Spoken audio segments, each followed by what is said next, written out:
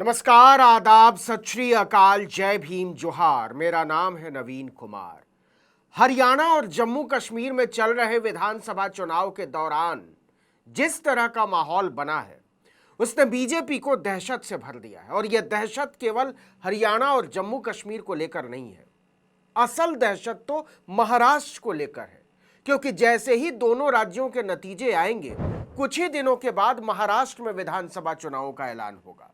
और लोकसभा चुनाव ने महाराष्ट्र में मोदी और बीजेपी दोनों की मिट्टी पलीद कर डाली है। हालांकि तमाम टीवी चैनल काम पर लग चुके हैं और महीनों पहले से सर्वे और पोल में बीजेपी को महाराष्ट्र के नंबर 1 पार्टी बता रहे हैं।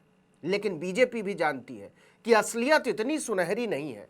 खासकर एकनाथ शिंदे और अजीत पवार को साथ जोड़ने के बाद जिस पैमाने पर विधायकों और नेताओं के टिकट काटने पड़ेंगे, उसके बारे में सोच सोच कर ही पार्टी की झुरझुरी छूटी हुई है। खबर आ रही है कि हरियाणा में बीजेपी की पहली सूची के बाद जिस तरह से बड़े स्तर पर इस्तीफे हुए हैं, उसने मोदी, नड्डा और अमित शाह सबको चिंतित कर दिया है। महाराष्ट्र के राजनीतिक हलकों में सबसे बड़ी चर्चा ही यही है कि हरियाणा में नेताओं ने सूची जारी होने के पहले ही पार्टी को अलविदा बोलना शुरू कर दिया। इसे देखते हुए महाराष्ट्र बीजेपी के नेताओं ने भी अपनी अपनी गोटियां सेट करनी शुरू कर दी हैं। कहा जा रहा है कि महाराष्ट्र में यह सिलसिला और पहले शुरू हो सकता है। देखिए कि महाराष्ट्र विधानसभा में कुल सीटों की संख्या है 288।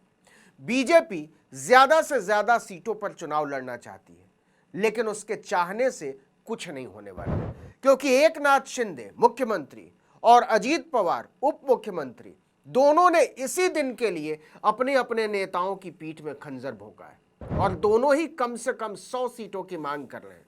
तो 100 साझेदारों को ही दे देगी बीजेपी, तो वो खुद क्या केवल 88 सीटों पर चुनाव लड़ेगी? इसका जवाब है सवाल ही नहीं। और इसीलिए एनसीपी और शिवसेना ने उसे सिरदर्द दे रखा है। ऊपर से 83 साल के शरद पवार ने किसी भी सूरत में बीजेपी को सत्ता से बाहर करने की शपथ उठा रखी है। उद्धव ठाकरे शिंदे को बाल ठाकरे का गद्दार बता रहे हैं और अमित शाह को अहमद शाह अब्दाली। मुश्किल इतनी ही नहीं है, दोनों बड़े साझेदारों के अलावा महायुति में कुछ छोटे दल भी हैं। ऐसे में बीजेपी के सामने इसके अलावा कोई विकल्प नहीं है कि वो अपनी सीटें कम करे। और वो जैसे ही अपनी सीटें कम करने की कोशिश करेगी, मचेगी भगदड़। हरियाणा में तो ऐसी कोई मजबूरी भी नहीं थी, तब भी वहां भूचाल आ गया। तो सबको इंतजार है कि बीजेपी कैसे अपनी सीटों की संख्या को कम नहीं करते हुए सहयोगियों को एडजस्ट करती है। ऊपर से लोकसभा चुनाव में दुर्गति से बीजेपी की वैसी मजबूत स्थिति नहीं रह गई है। एकनाथ शिंदे की पार्टी और बीजेपी में सीटों के लिहाज से 19-20 का ही फर्क बचा है। और दूसरी तरफ विधानसभा चुनाव में पार्टी के सामने चुनौती है कि जहां वो जीती है और नंबर 2 पर रही है, उन सीटों को अपने पास रखे। लेकिन यह असंभव से कुछ ही कम है। ऐसे में महायुति की सीट शेयरिंग में बीजेपी 164 सीटों से जितनी नीचे जाएगी, उतनी मुश्किल बढ़ेगी। बीजेपी के जिन नेताओं को टिकट नहीं मिलेगा, उनके सामने 2 ही विकल्प बचेंगे। एक, वो महायुति के कैंडिडेट को बिना ना नुकुर के स्वीकार कर लें, और 2, किसी और पार्टी से चुनाव लड़ लें। जरा 2019 के चुनाव के हिसाब से इस गणित को समझने की कोशिश करते हैं कि बीजेपी कैसे फंसी हुई है। बीजेपी ने 2019 के चुनाव में उद्धव ठाकरे की अगुवाई वाली अविभाजित शिवसेना को 124 सीटें दी थी। शिवसेना ने इनमें से 56 सीटें जीत ली थी।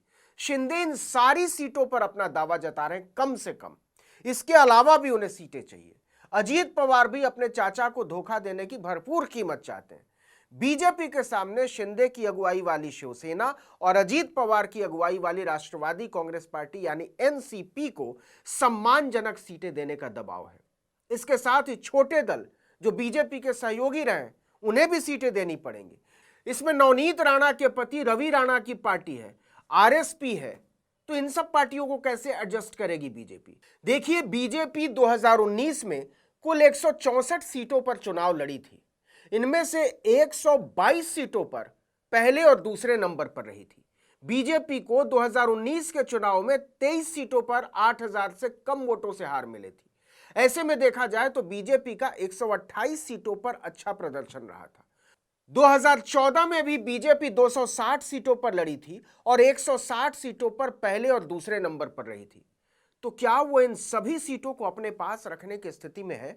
इसका जवाब अभी तो यही है कि बड़ा मुश्किल है। पार्टी को अंदरूनी जानकारी मिली है कि अगर वो 140 सीटों पर भी चुनाव लड़ती है तो 20 सीटों पर बगावत और भगदड़ तय है, और अगर 2014 के हिसाब से देखें तो ऐसी स्थिति 42 सीटों पर बनेगी। ऐसे में बीजेपी के सामने अपने कैडर और नेताओं के असंतोष को थामने की बहुत कड़ी चुनौती होगी, और हरियाणा में जो सूरत बन रही है उसे देखते हुए इस चुनौती से निपटने का कोई उपाय नजर नहीं आ रहा है। इस वीडियो में इतना ही, लेकिन अगर आपने आर्टिकल 19 इंडिया को अब तक सब्सक्राइब नहीं किया है तो फौरन कर दीजिए, बेल आइकॉन दबाइए, घंटी जैसी आकृति लाइक कीजिए और कमेंट करके बताइए हमारा वीडियो आपको कैसा लगा। हमारा ट्विटर हैंडल है आर्टिकल 19_इंडिया और मेरा ट्विटर हैंडल नवीन जर्नलिस्ट। नमस्कार।